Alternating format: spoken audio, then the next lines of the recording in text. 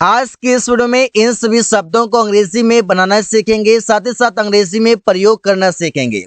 जैसे देख सका है, खा सका है, पढ़ सका है, बोल सका है, ऐसे कई सारे वाक्य हैं जो अंग्रेजी में बनाए जाते हैं।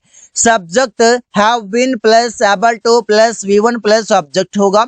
उसने कभी रमेश को नहीं देख सका है, सेंटेंस नेगेटिव है। He has not ever been able to see Ramesh. Ravi ने कभी प्रिया को नहीं समझ सका है। Ravi has not ever been able to understand प्रिया। रवि ने कभी प्रिया को नहीं समझ सका है।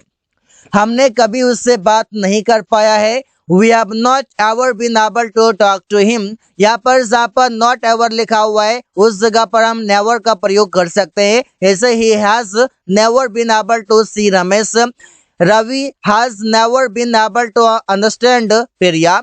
We have never been able to talk to him। ऐसे प्रयोग कर सकते हैं। कौशल कभी पत्र नहीं लिख सका है। कौशल has never been able to write a letter। यहाँ पर ऐसे ही सेंटेंसेस प्रयोग कर सकते हैं। जब नेगेटिव सेंटेंस है और कभी नहीं लिखा हुआ है, इसके लिए अंग्रेजी में एक ही वर्ड है नेवर, जिसका प्रयोग कर सकते हैं हैव बीन के बीच में। बोल पाता था, कोई काम कर पाता था पास्ट में, इसे बनाते हैं subject had been plus able to plus V1 plus object से। जैसे मैं कभी अंग्रेजी नहीं बोल पाता था। आई हैड नॉट या I had never been able to speak English, यहाँ पर नेवर प्रयोग हुआ है। या तो हम प्रयोग कर सकते थे I had not ever been able to speak English. वो कभी किताब नहीं पढ़ पाती थी, ऐसे कैसे बनेगा? He had never been able to read the book। वो कभी किताब तक, यहाँ पर तक भी लिखा हुआ है, तो यहाँ पर able to read the book as well। यहाँ पर as well का प्रयोग कर सकते हैं, कोई दिक्कत नहीं है। अब यहाँ पर किताब तक, यहाँ पर read even book, यहाँ पर हम ऐसे पढ़ सकते हैं even book। ऐसे भी सेंटेंसेस बना सकते हैं, कोई दिक्कत नहीं है। प्रिया कभी सुमन का विरोध नहीं कर पाती थी। Priya had not ever been able to oppose Suman. यहाँ पर हैड नॉट लिखा हुआ है, हैड नॉट एवर, और यहाँ पर लिखा हुआ है हैड नेवर, दोनों एक ही हैं। चाहे तो आप प्रयोग जैसे भी चाहे आप कर सकते हैं। तुम कभी पेड़ पर नहीं चढ़ पाते थे। You had not ever been able to climb up the mountain. यहाँ पर लिखा हुआ है पेड़, तो पेड़ के लिए यहाँ पर हम माउंटेन के जगह पर ट्री कर देंगे कि you had not ever been able to climb up the tree.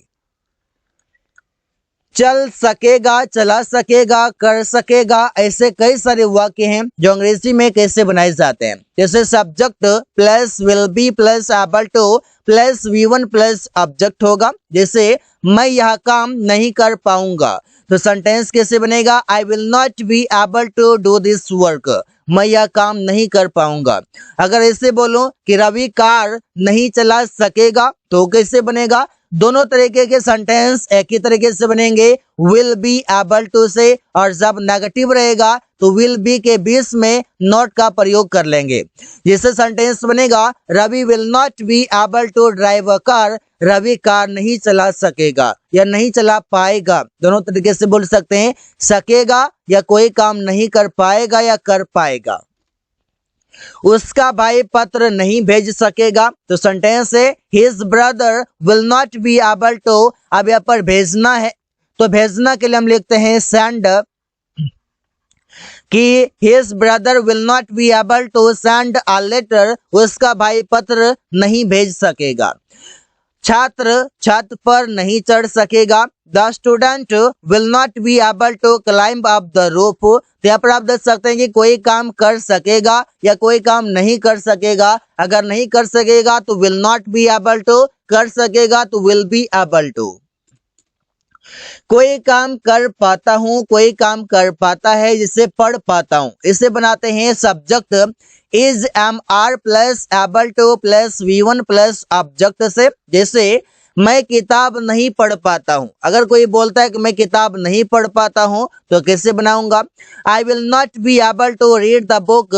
मैं किताब नहीं पढ़ पाता हूँ। I am not able to read the book.